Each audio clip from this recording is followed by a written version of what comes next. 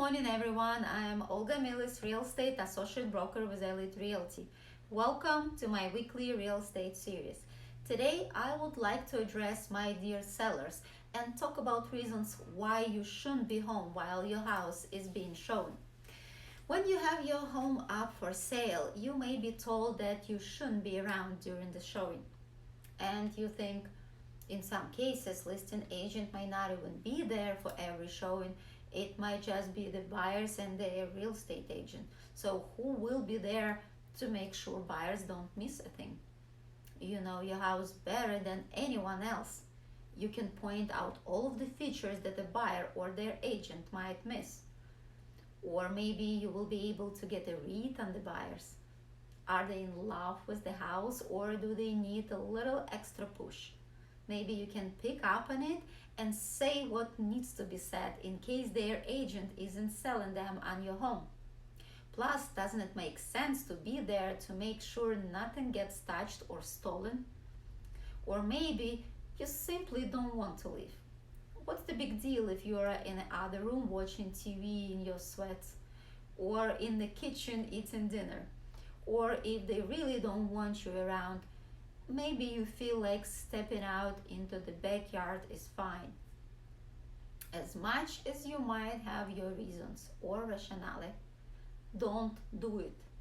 Be gone when buyers come to see your home. Why? First, buyers want and need their space.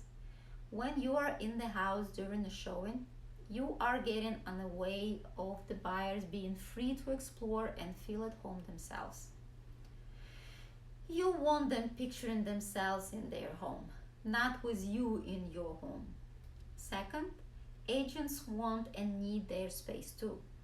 Buyer's agent usually knows their buyer well. They know what other houses they've seen, what they like or dislike, what they hang up on, what they need to think through, what they need to get over in terms of expectations. Sometimes that means the agent needs to say some pretty blunt things. In the least, they need the freedom to have some open conversation with their clients without you being around to hear, to help their buyers work through any hesitations. If your ears are in the room or even the house, you are probably getting in the way of some key thoughts the buyer's agent may otherwise share with them in the moment, and not saying them may very well cost you an offer from the buyer. Third, they may not get excited.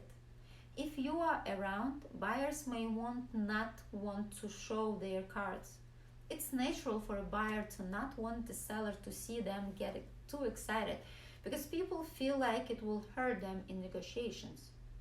So they hold back from not only showing excitement, but also from being excited. Not on purpose, it just happens.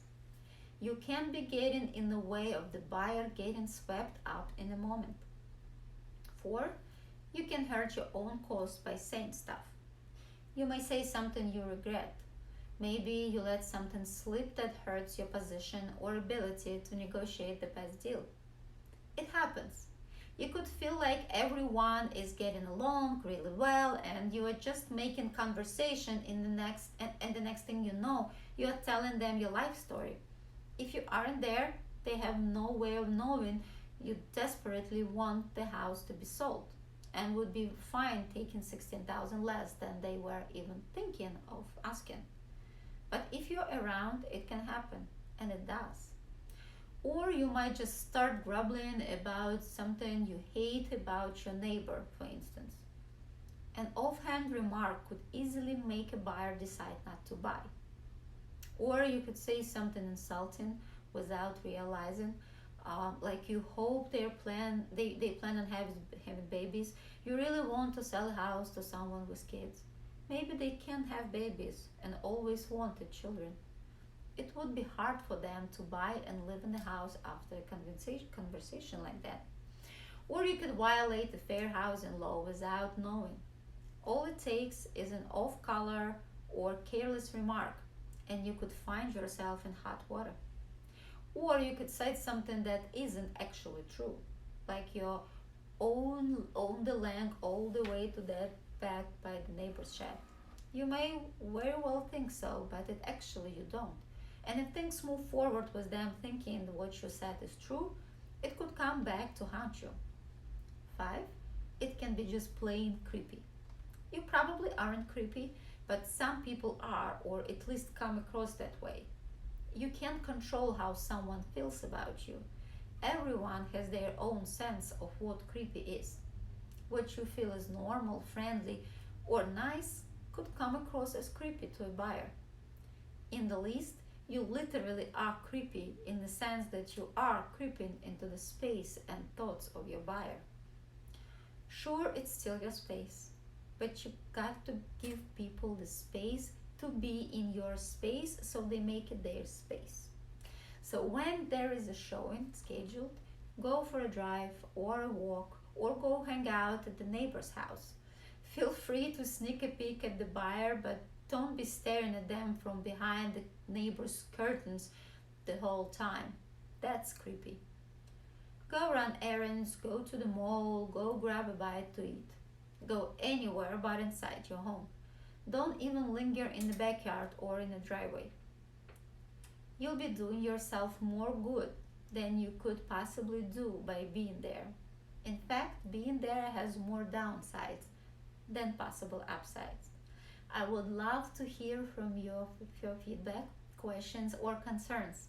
Please do not hesitate to call me 917 349 2621. I will see you next time. Bye for now.